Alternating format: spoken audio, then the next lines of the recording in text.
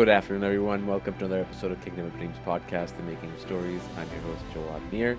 Today, my guests are Joshua and Topher, who are writer, director, and composer-producer, respectively, for an independent flick called One Night in Tokyo. The film One Night in Tokyo is about an American man who, after breaking up with his girlfriend, travels to Tokyo and finds an unexpected friend. The reason I wanted to have Joshua and Topher on the podcast is just to talk about the challenges from an independent filmmaker standpoint and how they were able to pull off so many things in the film that you will see.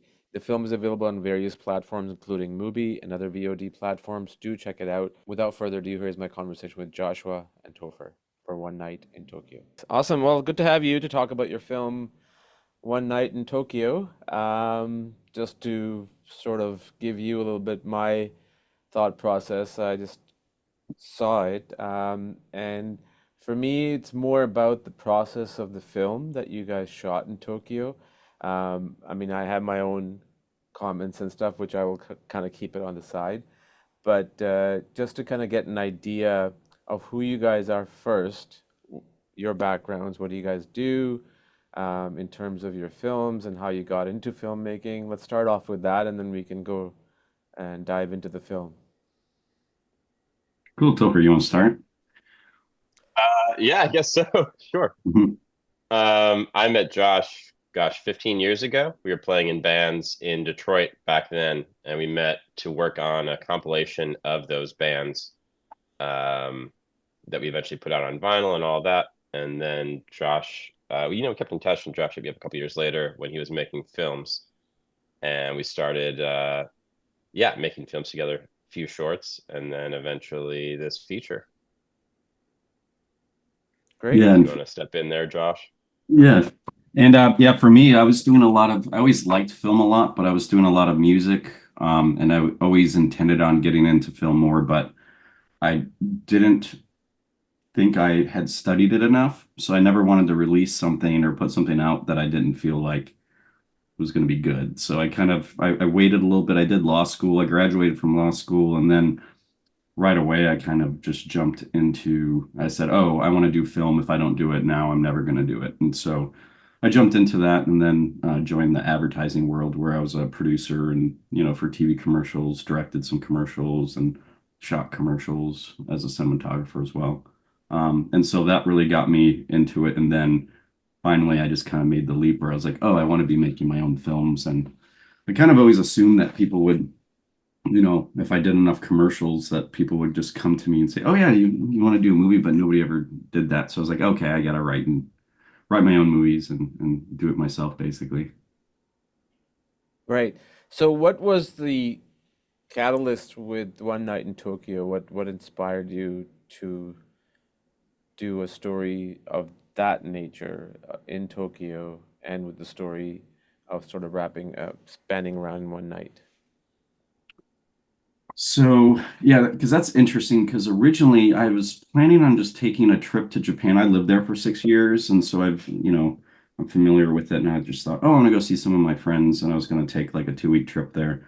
My wife was actually traveling to India, and she had a really long layover in Korea, and I just when she was saying like, "Oh, what should I do for like 8 hours in Korea?" Just my first thought was like, "Oh, that would be a cool movie of somebody who has like a long layover or something." So that's kind of the catalyst for that. And originally, I was thinking, "Oh, maybe it'll be a cool short film." But when I wrote it out, I said, "Oh, I'm skipping the whole middle section of the movie. There's no point in doing this." So I was like, "Cool, I got to do a feature." And so I gave a call to Topher, who, we've been partners on all my films for the last what, 6 years, 7 years, whatever it is.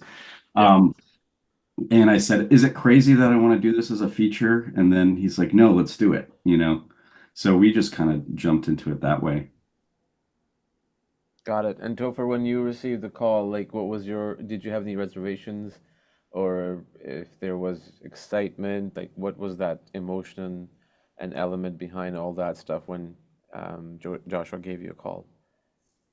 I mean, I was thrilled because we made a handful of shorts, and I figured eventually we'd get around to making a feature. And this was going to be a short, and we were talking about that, and he was like, "I think we can do it." And I was like, "Oh, worst case, we'll cut it down to a short somehow." I don't know.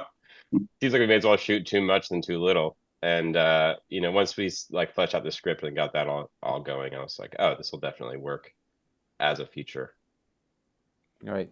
So tell me the logistics. How did you guys shoot it? Like, was it? I mean, I don't want to assume anything, so I'd rather you guys kind of take the lead here and tell us what was the production like and what kind of leeway you guys had, if any, or was it just like all run and go scenario? So just, talk about that if you, both of you, one by one. Yeah, the production side of it was very everything was kind of fast. I think I wrote the script in December. We cast it in January. We did, the rehearsals in February over Zoom with the actors, and then we shot it all in March. And so I shot it over 7 days, and it was just the production setup was very lean. We had about six of us on the ground, I think. And I was directing and shooting at the same time was how we were able to make those moves. So then I had an assistant camera person if I needed B cam coverage as well. And I yeah, I had two camera setups depending on the type of shot I was using. And I would just switch between them. Um, and I used, full frame cameras, Sony cameras that could handle lower light because a lot of it obviously it's at nighttime, and it allowed us to really be lean with our lighting equipment too. So I used all battery powered lighting and just real quick setups. Each scene is just a couple hours of shooting. Gotcha. Topher? I don't have much to add. I was at home in New York Okay. being sent stills working on music. So, yeah, I was not one of the few boots on the ground. But it's So, interesting with Topher though, because a lot of the music we had actually done ahead of time. So we mhm, actually, even on the way to the airport, my wife had drove me and another producer to the airport. We were listening to the tracks already, on our way there, and so that was something the actors all had them. We had them to play on set if we wanted to get a feel for some of the mood and pacing, and just to prime the actors of like, cool, this is kind of the mood because, one thing I always want to steer away from is doing something that's too melodramatic. I don't want to dive too far into that. So having that music as a tool is super helpful. right. And what about the actual logistics? I mean, to be able to, obviously you shot a lot of the stuff, not all, but stuff on the subway, Mhm. airport and streets, like with a long lens, trying to, for creative reasons or for logistic reasons, in a sense that permission to shoot so and all that stuff. Like, was there any kind of permits that you guys got, or was it just like let's just go and do it? And where, if that's the case, were you stopped at any time by anybody? So I had worked as a producer in Japan before, so I was familiar with how a lot of that works. So there's a lot of areas like, for example, when you're at the Shibuya crossing and everything, they actually don't have permits for those areas. And what they ask is that you don't have cameras on tripods and you don't Hmm. stop traffic in any way. So a lot of using a lot of that knowledge, there's a lot of like bars and locations that we use that we rented those places. Um, the subway and the airport was very much planning a ton of it ahead. I had everything stored, so I storyboarded every shot in the movie basically to the edit is already done, so that we could go in there and shoot that in like half hour, and just handheld cameras, not full, just using natural lighting and just being really quick and having rehearsed all that, so everybody just knew what was going on, getting the shots and leaving. And yeah, we never ran into any issues at all. Nobody came to you at the airport. Hey, what are you guys doing? Nope. But we also shot in areas that um, we shot more like in the train because it's kind of built into a train station. So Yeah, as avoiding, I'm not gonna obviously obstruct any of what they're trying to do with security and everything that way. right. So trying to, even though we're shooting in those ways, trying to be courteous of that.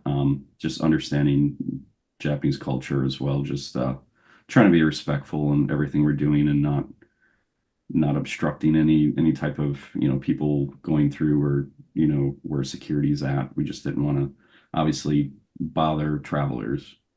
Right.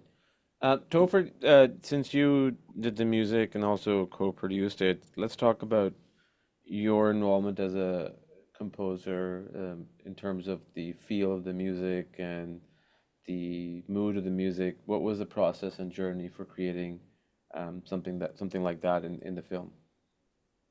Well, Josh and I talked a lot about his filmmaking influences as a director for this project. So we talked about a lot of French New Wave movies, talked about a lot of old American silent films, jazz scores, that kind of thing. And it took a little while to hone in on what our sound palette was going to be for this film because we couldn't go too big and orchestral. It didn't really warrant that, which is why we ended up with a pretty small ensemble sound. Um, but I wanted to pay homage to those French films that we talked about, um, and then also bring about the American roots of Sam's character, who is Iranian American in the film. Hmm. And to do that in a way that was manageable for me was with a mandolin, to kind of bring some of the Persian influence there. Um, so yeah, it's really just like mixing all these things up. Some of my favorite Japanese film scores, kind of there are echoes of that in there. Some jazz sounds, some sort of French influence, and then that mandolin kind of pulls it all together for this, relatively unique palette, small ensemble thing that's helpful for these two characters, to accompany them through their journey. Right. Josh, do you have anything to say about about the music? I mean, we always link up as soon as he has a script, we're talking about music and we're talking about what's the character of it, what does the music represent. And so we get really deep in that early on. And it's super helpful to do that. And Topher is a composer, but he's also a producer on all my films because of how crucial it is for like the music and the images both to kind of meet up and help tell that story. So it's definitely something we talk day one on. Cool, what's the music saying? What does it represent? Is it helping showing emotions that are there on the screen, or is it a subtext thing? There's a lot of thought that goes into that. Which scene was the most challenging to direct, um, also shoot, or both? Wow, that's And why? I think there's two scenes that stick out. And both scenes are longer scenes. I think the first one is there's a longer scene where they're all in an izakaya, which is a Japanese style bar, and Hmm. it's right when Sam and Ayaka meet up, and they go meet Ayaka's friends. But there's a table full of like six friends that are all talking, and it's very casual talk back and forth. So getting that ready before shooting and also during shooting, making sure all that felt cohesive and like kind of true to that izakaya culture that exists in Japan. That was difficult um, to do, I think. And then the second thing would be really that the scene where there's a scene where Sam and Ayaka are speaking in a bar, and that's also, a very long conversation, but there's so many different emotions that swerve through that, and really trying to in the rehearsals and in talking to the actors, honing in on cool, how much do you want to show and how much do you bring out and all these so that the peaks hit in a very natural way. And a lot of that's in the writing of it, but obviously once you've written it, it's really in the actor's hands. And like I said, it's something avoiding melodrama or somebody you don't want to hit an emotion too hard, um, because that emotion's kind of peaked and there's nowhere to go from there. You want to have a buildup of these. So it's almost like an orchestra, right? Where you're trying to get two actors to really build up their emotions in a very natural way, but in a way that doesn't distract or turn off a viewer quickly. Right. And Topher, for you, what was, you're sitting in US, 7-day production.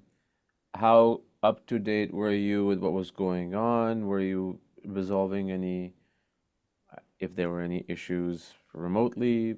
Like, what was going through your side of things?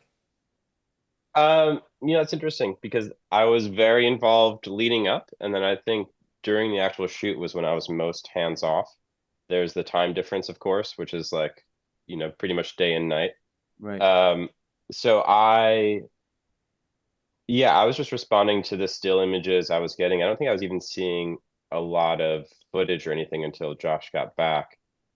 I was just getting stills to see what this thing was actually going to look like. And there was so much anticipation after, months of discussions and, tweaking the script and rehearsals on Zoom with the actors and all of that. To finally get to see those stills was really exciting. And then Josh had storyboarded it all. And then I think I had a rough edit, and a rough edit for Josh is like 95% done about a week after they got back, maybe two. It was really Mm. fast. And then I suddenly went from, this movie being totally imagined to pretty much done in front of me. And I was like, oh gosh, now I have to figure out how how all this music is going to fit in. But I thought I'd get like, oh, here's the first 20 minutes, here's the next 20. And no, it was just like, here's the movie. And I was like, is it going to change much? Not really. Like, you might switch some takes out, but like, this is it.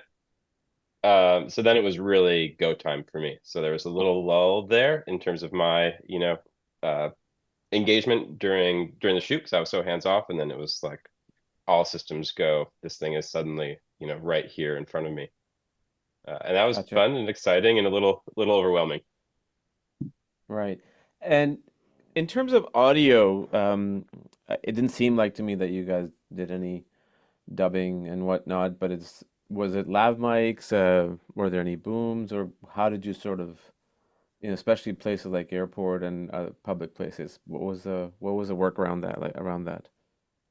So each actor had lavs throughout the whole performance, and we mixed that in with booms. So we had one boom mic, and we had one sound operator with us, and so that was a real key thing. I think the difference between a good movie and a bad movie a lot of times is the sound. It is the Bad sound, sound always. Yeah. yeah, kills the movie. So that was something going in. It's like uh, we had to get a good sound engineer that would be able to help us um, on the ground. And then, yeah, in each place, in the airports, it's lavs. And then we used a boom for one line. There's one scene where I did an overdub, but I recorded them. I knew I was going to need it, so I actually just recorded them on the street. It was a very loud area, so I had them go around a corner. I said, "Cool, do these lines." And we did a couple wild records of some lines that I knew I was going to throw in, and that was it. So we didn't do any dubbing afterwards. Right. And were the locations where you guys shot, like the streets, um, especially the exterior, not necessarily the bar and the subway, were they pretty much all figured out before production, or if so, were there any improvisations on the spot? Yeah, most of the spots that I picked were places that I've been to. I lived in Tokyo for a long time. I was a college student there, and then I went to work there. So a lot of the scenes are places where I'd go and study or places where I'd walk. So I had those all picked out ahead of time. And I had arranged a lot of the production shooting schedule in order to get from place to place. So a lot of my production schedules built around proximity to locations. There was one scene in particular that I changed the location. A lot of that was I just wasn't liking what it looked like. And so there's a scene where they're on the stairs and they're talking. I was like, I don't like this spot. We have to go figure this out. So we went over um, like 15 minutes, found a new spot, and I just sat there and took 15 minutes and reblocked the scene. Originally, it wasn't them talking and coming downstairs and doing this stuff. So I just reblocked the scene, spoke to the actors, and then we rolled on it that way. So there's that. There's one scene too where they're sitting, they're both standing, and there's like I think it might be in the trailer, um, where there's like this light post, and they're both sitting against it, and you see like the cityscape behind them. That was another one that was kind of on the fly. I was doing I was calling, walk and talks, and I felt like I just wanted them to be still and have that conversation. I felt like it wasn't working with them moving. I liked it still. So that was just shot very quickly, really. I think it was the last shot of that day. Right. Um, Topher, coming to you, and I'll come back to Joshua. Now that the film is done, uh, where, what's the plan? Where is it going? If it has already been somewhere, where are you guys in that?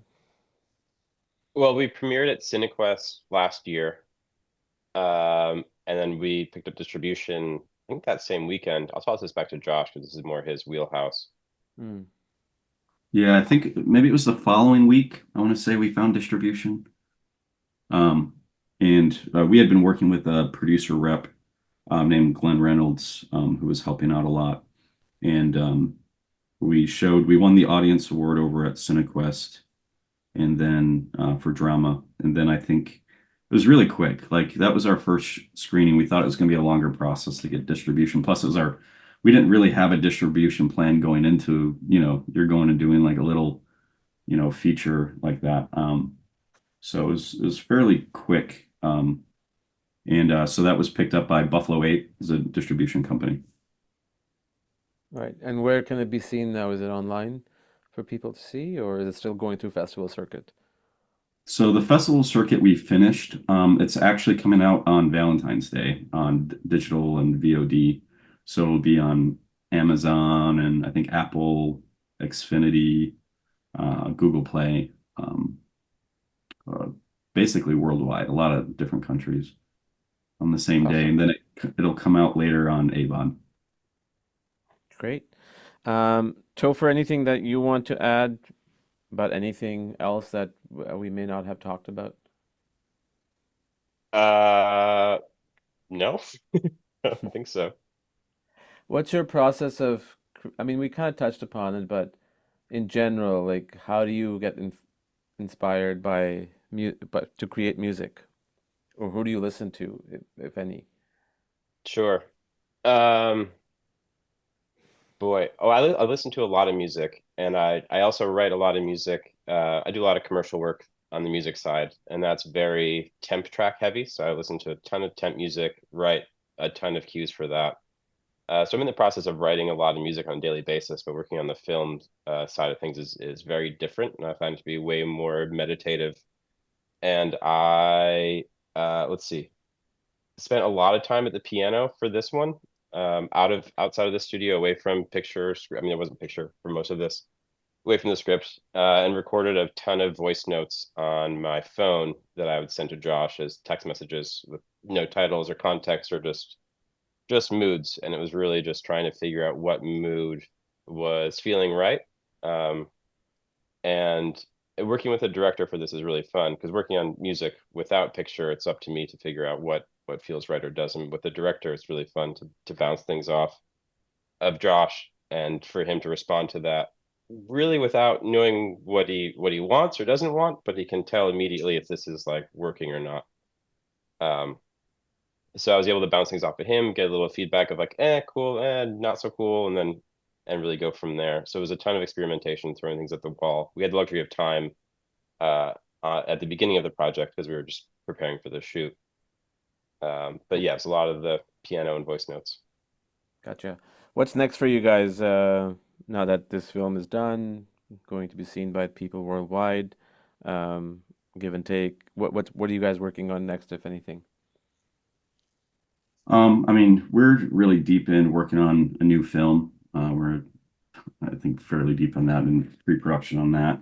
So just the same kind of process that we've done in the past, just really talking through the script, what are people feeling? What's the music gonna do? And really trying to find that and really trying to build off of the experience because um, the way we shot One Night in Tokyo is very difficult. I mean, you've shot and worked on a few films as well, right? So it's like how it's just hard. Every process is hard, but you learn so much from each of them, and when you go into the next one, you just feel more seasoned. It's like going to war, like you've done it and you look at it differently. And I think just approaching it, this new one, just like, oh, this is what we learned. These are things we Sure. have to do differently, and how can we as filmmakers and producers, composers, directors, everything, all these different aspects, how do we improve and making sure you're constantly leveling up? Because I think it's making a film is a very humbling thing because every day something's going to go wrong. Even after you finish, a year after finishing the film, something's going wrong, and you have to solve problems constantly. So it's really just learning from that, and with this new one, it's really just trying to do something a little bit bigger, and taking the experience and the learnings we had from One Night in Tokyo and applying it there. Great. And for you, Topher? I'm scoring a short with one of our producers, Brandon, from One Night in Tokyo. So that's where my focus will be as soon as that cut is in the next, maybe today. So switching gears to that, and then pre-production on this next thing, and making some music for music's sake, and making some more house music this year. I have a full side quest DJing and making house music too, so a bit more of that on the lighter side of things. Great. Awesome. Well, thank you so much, guys, Joshua and Topher, for joining. I appreciate your time, and good luck with all the projects in the future. Awesome. Thanks so Thanks so much. much for having us. All right. Take care. Bye-bye.